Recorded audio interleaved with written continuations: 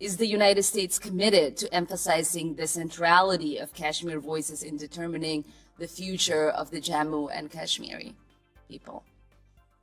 I would disagree with the characterization of that we don't have a values-based relationship with the government of Prime Minister Modi. And I would just underscore that Prime Minister Modi came in a consecutive term. He achieved a majority vote in a very diverse we can agree to disagree on that. I just would like to understand if we are going to centralize the voices of the Kashmiri and... But just to provide context, I mean, the actions he took were approved in Parliament, including by members of the opposition. The Supreme Court is... Today we're breaking down a moment of political theatre that's been stuck in my head.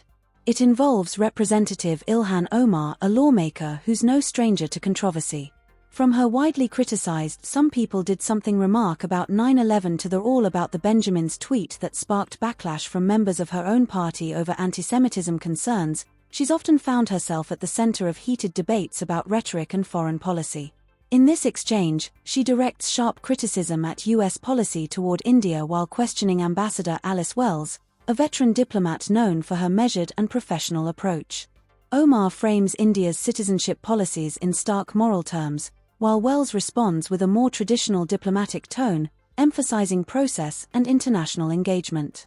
The moment highlights a broader clash in Washington, lawmakers using forceful, activist-style language to spotlight human rights concerns versus career diplomats who approach these issues through strategic and procedural frameworks. Take a look at this clip, where Omar draws a comparison between India's citizenship law and far more severe historical events. Whether you agree or disagree, it's a striking example of how differently policymakers frame international issues. Jones, with you CC'd on it on the situation of Kashmir. Our partnership with India is strategic, but it's also based on our shared values of democracy, religious pluralism, and the respect of human rights. Under Modi and the BJP government, all of these mutual values have been threatened. And I think we have to understand the situation in Kashmir as part of an overall Hindu nationalism project of the BJP. So my first question to you is about the right of self-determination. Is the United States committed to emphasizing the centrality of Kashmir voices in determining the future of the Jammu and Kashmiri people?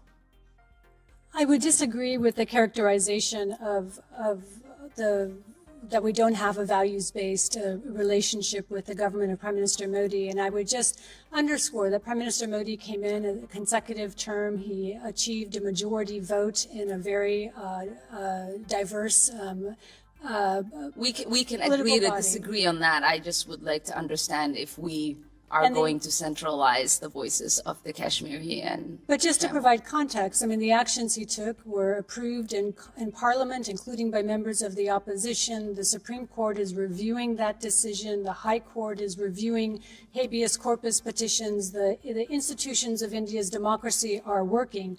We absolutely believe that Kashmiri's voice needs to be heard, that in any restoration, when there is restoration of a of an assembly, when there are state assembly elections, that's the way for Kashmiris to be able to register their views, also in peaceful assembly. And so I think the concern over the restrictions on movement and what we've seen over the last 78 days is that ability to protest peacefully has been difficult for Kashmiris to exercise. Yeah.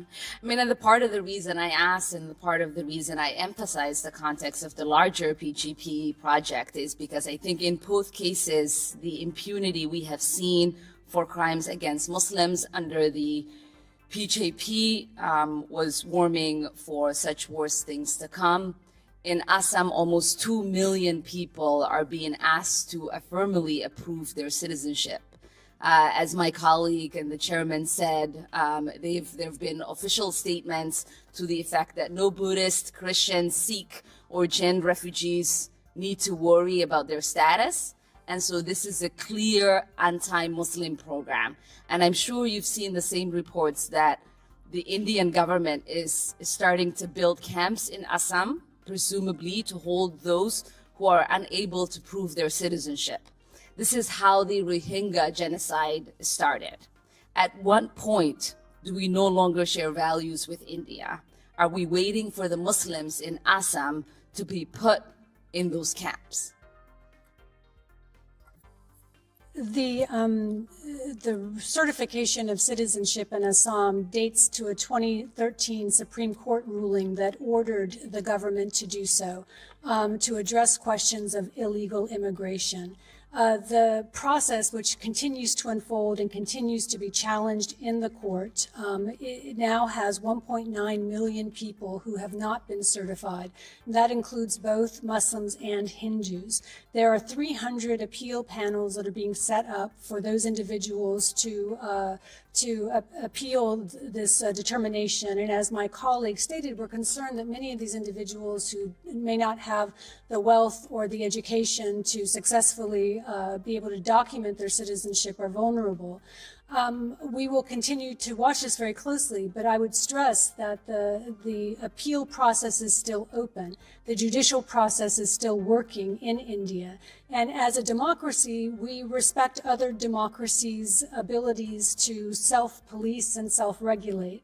And so this process is underway. Our voices have been heard. Your voice is going to be heard. Obviously, there's international attention focused on this national. Alice Wells kept her composure the entire time and handled the exchange with a steady, diplomatic tone. Let's unpack what happened. Representative Ilhan Omar framed her questions around shared values and human rights, raising concerns about India's policies and their broader implications. Given her own history of controversial remarks and the scrutiny she's faced in Congress, critics argue that she enters these debates with political baggage that shapes how her comments are received. When the discussion turned to the National Register of Citizens (NRC) process in Assam, Omar drew comparisons to serious humanitarian crises. That's where Wells responded with context, pointing out that the process stemmed from a 2013 directive by India's Supreme Court, not from a unilateral executive action. She also emphasized that the individuals affected included both Hindus and Muslims, underscoring that the situation is more complex than a single narrative might suggest. Another key moment came when the broader role of the United States in commenting on other democracies was raised. Wells stressed that India has functioning democratic institutions, courts, parliament, and established legal procedures, and that these systems are part of how the country addresses internal disputes. It was a reminder of how career diplomats often frame sensitive international issues through institutional process rather than political rhetoric. To supporters, Omar was raising legitimate human rights concerns. To critics, it looked like a politically charged confrontation aimed at energizing her base. Either way, the exchange highlights a recurring tension in Washington activist-style oversight versus traditional diplomatic engagement. What's your take? Was Omar pressing important questions, or did the moment cross a line?